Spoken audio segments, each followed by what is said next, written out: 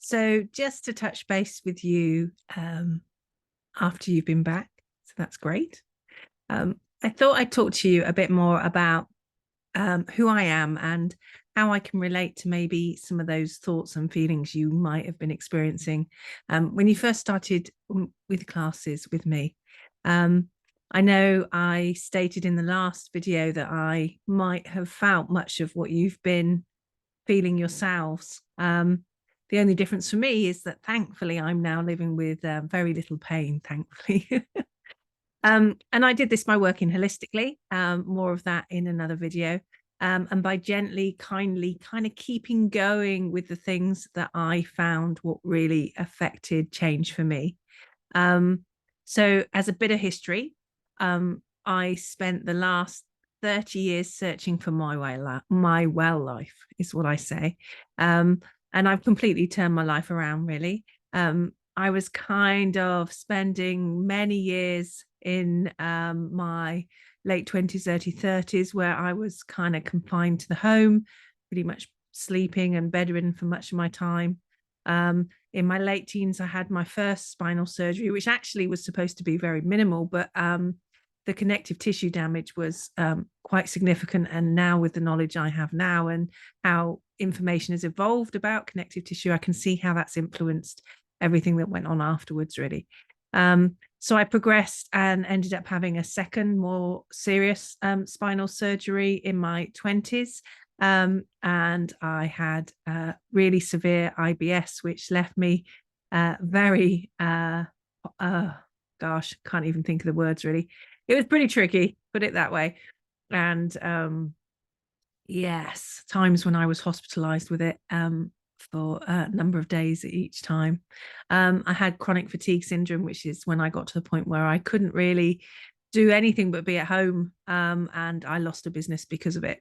So I really had to spend a lot of time on my journey trying to find my way out of health during my 20s and 30s.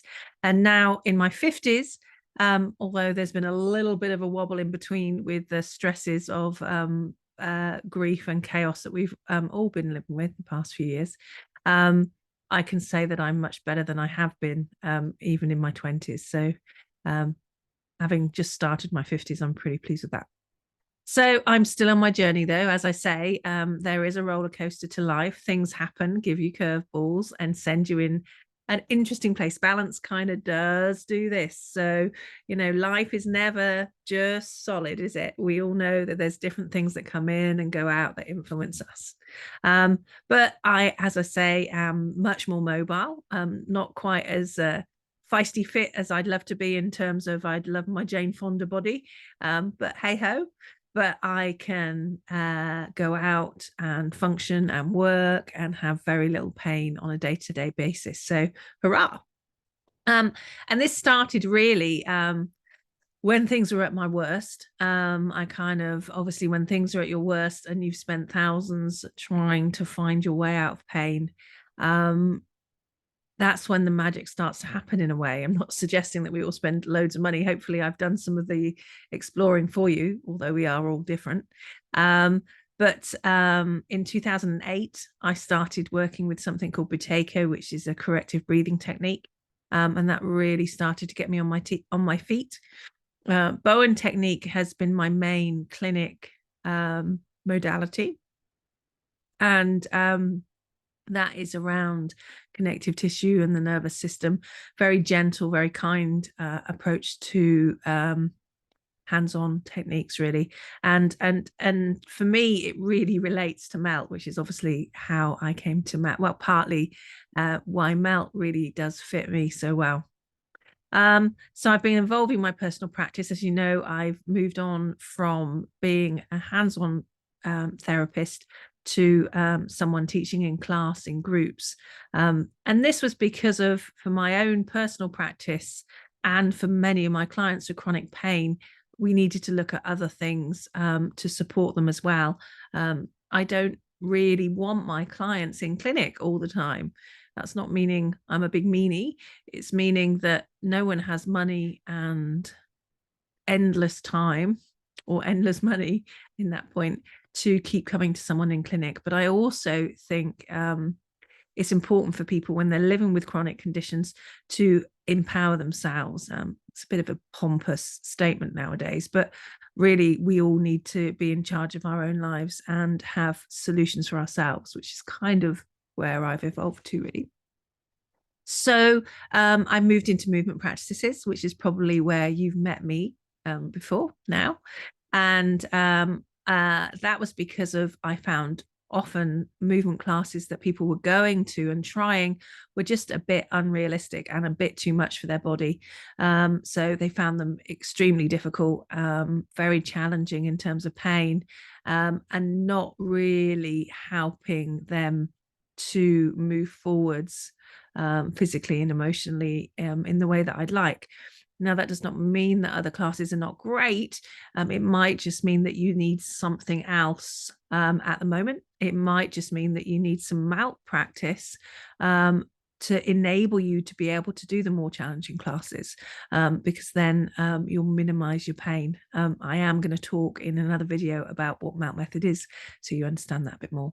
So it doesn't mean that other classes are wrong and I'm right. It means that I want my clients that are really living with complex conditions to be able to ease into both movement and ease into ways to support their own pain. So I believe everything should be gentle. As you know, we can work seated, standing, or on the floor. But I know that many of my clients would find that incredibly daunting. So we don't do that all the time. So what we do is we look at intention, bringing freedom and flow into the joints, ways to ease the tissue into softness so that when you go into forms, say forms such as Qigong, that your body is more able to do it and less likely to shout on the level with which it could do if you hadn't done the prep work. So we need to also, when we begin movement practices, start to be able to listen to our bodies. And this is something that is really interesting for me, because I think those of us that have or are living with chronic pain really don't feel what's going on there. It's almost like there's this kind of fog or this mist that stops us, both in terms of brain fog, but in terms of body awareness. Just, the exhaustion and the pain is so loud that you can't really sense what's going on in different areas of the body. So I want us to find ways to mindfully bring love and friendship into our bodies and an awareness of what it is that's going on, in a way that helps the body ease into some gentle changes. So the movement practices I work with are Qigong. I've been working with Qigong, which is the mother of Tai Chi, for myself actually since 2012. In a way, I kick myself because of when I was really poorly in London. Someone had suggested, "Oh, you should be working with Qigong," and I was like, "Yeah." And I gave it a couple of classes, and then I never continued it. And now, after 2012, so I think it was about 8 years later, I really found the wonder of Qigong, really. And I became a teacher of the practice in 2017 after a couple of years training. And I integrated this movement practice to my clients. More recently, I've trained with a lady called Liz Koch. She has a website called coreawareness.com and works with the psoas, which some of you guys will have heard me talk about, the magical tissue that's in the midline of our body. And she works very much with flow and fluid movement. So I don't even say my classes are pure Qigong anymore. They've never been martial art Qigong.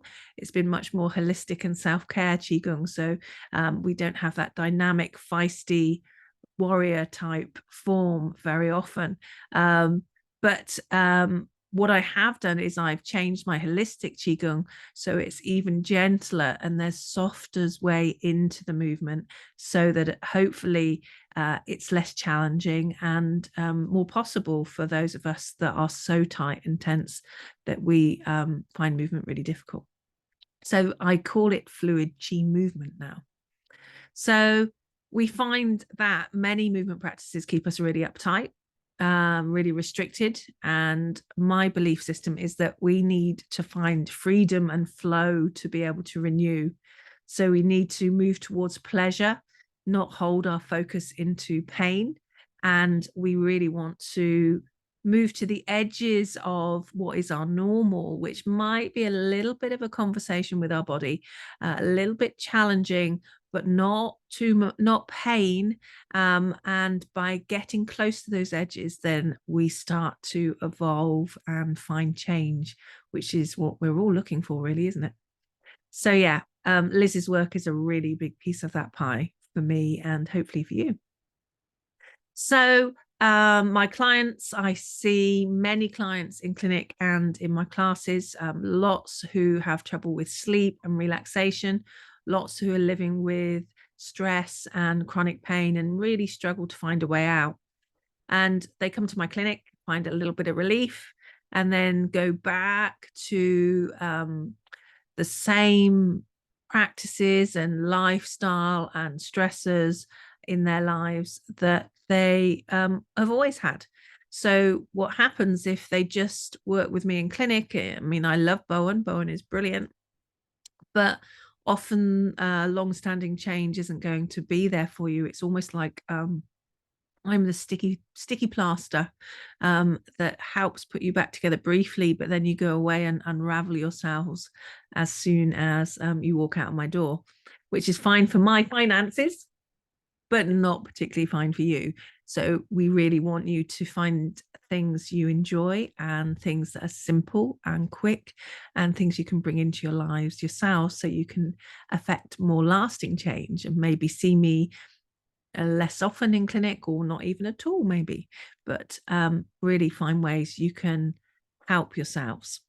So we want you to be, as I say, empowered so you can do things at home, things that are non-invasive and things that are realistic for you. So saying all of that, we are all different. We have different needs and we all respond differently. We also are in different places in our own healing to one another. So there really is no one magic bullet. However, I really do believe the recent progress in knowledge within the scientific world of fascia or connective tissue is massive for those of us that have been perhaps ignored or the solutions have been somewhat limited in the conventional world. And I really believe that Qigong is the way that we work is a very gentle ease into movement. This is exercise and meditation. And in terms of having your own ways to affect pain, I believe that only Mount Method has shown me the level of change that is possible within your connective tissue, which I believe really is now being seen as one of the fundamental factors of us not finding our ways out of pain. So Mount Method, I will tell you more about that in another video. And we'll talk about holistic health next time we catch up on a video. And then the week after, I'll explain to you a bit more about what on earth is Mount Method or what on earth is Qigong. And I might even tell you a little bit more about the magic that is our connective tissue. Anyway, take care of yourselves. Be kind, be gentle. Okay, big changes from small actions. Bye now.